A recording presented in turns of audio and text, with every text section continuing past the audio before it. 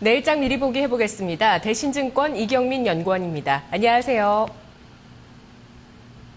네, 안녕하십니까. 예, 계속 지수가 좀 피로감을 드러냅니다. 기관 쪽에 매물이 나오고 있는데 오늘은 투신권에서 나오고 있습니다. 오늘 세제 개편안이 발표가 됐는데요. 그런 와중에도 기관의 매물은 좀 오늘 가파르게 늘어나는 모습들이 특징적으로 나왔는데요. 자, 그럼 내일장의 체크 포인트 먼저 국내 변수 알아볼까요? 네, 국내 변수라고 말씀드릴 수 있는 부분은 세제 개편안, 그에 따른 업종, 종목별 차별화를 포인트로 보실 필요가 있겠습니다. 오늘 세제 개편안이 2시에 발표됐는데요. 그 이후 은행, 증권 업종과 같은 금융업종과 그리고 유틸리티 업종의 강세가 이어지고 있습니다. 이런 부분들을 감안해 봤을 때 시장 흐름은 아마도 당분간 금융주와 전기, 가스, 유틸리티, 그리고 통신업종이 중심을 잡아주지 않을까라는 생각을 하고 있습니다. 이들 업종이 흔들리지만 않는다면 코스피 추가적인 낙폭도 제한적일 것으로 전망을 하고 있습니다. 두 번째로 포인트로 보실 부분은 삼성전자가 130만 원의 지지력을 확인할 수 있을지, 지지력을 지켜낼지 포인트를 맞추실 필요가 있겠습니다.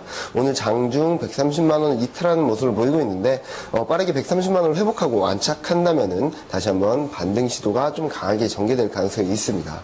그리고 세 번째로는 말씀하셨듯이 기관의 매도 압력이 완화될 수 있을지를 포인트 맞추실 필요가 있겠습니다. 투신권의 매도세야 그렇다 쳐도 최근 매수가 유입되었던 금융투자, 연기금의 매도 전환이 좀 시장에는 부담되는 부분입니다. 이런 매매 패턴이 어떻게 변화하는지 한번 체크하실 필요가 있겠습니다. 네, 간밤에는 우크라이나발 지정학적 리스크가 부각됐습니다. 미국뿐만 아니라 그동안 디커플링 되었던, 미국과 디커플링 되었었던 아시아 증시도 오늘 조정을 전반적으로 받는 모습인데요. 해외 변수 좀 짚어볼까요? 내일장 어떤 게 영향이 있을까요? 네, 내일장 같은 경우는 계속적으로 시장이 부담이 되고 있는 지정학적 리스크를 포인트로 맞추실 필요가 있습니다. 뚜렷한 경제지표 발표가 예정되어 있지 않는 상황에서 시장 흐름이 큰 폭의 변동성을 보이진 않을 것으로 예상하고 있는데요. 그렇다 하더라도 지정학적 리스크 한번 충격을 받을 수 있겠고, 그리고 최근 미국 증시가 초반 흔들릴 때는 강세를 이어가던 신흥국 증시도 연이은 미국 증시의 하락에 좀 부담스러운 모습을 보이고 있습니다. 이런 부분들을 감안해 봤을 때 앞으로 선진국 증시와 함께 이머징 증시가 같이 가야 된다는 흐름, 그러니까 차별적인 흐름이 더 이상 이어지기는 어렵다는 점에 있어서 선진국 증시가 턴어라운드 하는지 상승 반전하는지에 포인트를 맞추고 보실 필요가 있겠습니다. 네. 자, 그러면 내일 증시 어떻게 진행될까요? 여기서 조금 더 조정을 받게 되는 것인지, 그렇다면 그 기회를 좀 삼아서 저가 매수에 나서도 괜찮은 것인지 전략 세워주시죠. 네, 이번 조정 흐름은 시장이 상승 추세를 이어가는 데 있어 단기 물량 소화, 과열 해소 과정으로 판단을 하고 있습니다. 이에 따라서 2050선 초반에서는 언제든지 매수를 하셔도 무리가 없지 않나라는 판단을 하고 있습니다. 그 이유 중에 하나는 2050선이라 하면 장기간 이어졌던 박스권 상단이자 그리고 지난주 급등세를 보이면서 거래대금이 큰 폭으로 증가했던 지수대입니다. 따라서 그만큼 2050선에서의 저점 매수세가 좀 강화될 수 있다는 점에 포인트를 두고 있고요. 이런 부분들에 있어서 포트폴리오 전략으로는 꾸준히 금융주를 포트폴리오의 중심으로 가져가실 필요가 있겠습니다. 이와 함께 정책 기대감이 반영될 수 있는 유통, 건설주, 그리고 최근 실적 턴어라운드와 중국발 모멘텀이 가세할 수 있는 철강, 화학주에 포인트를 맞추실 필요가 있겠습니다. 오늘 세법 개정안 이후 금요일에는 중국 수출입 발표, 다음 주 수요일에는 중국 소매 판매, 고정 투자 같은 실물 경제 지표, 그리고 다음 주 목요일에는 금통위가 예정되어 있습니다.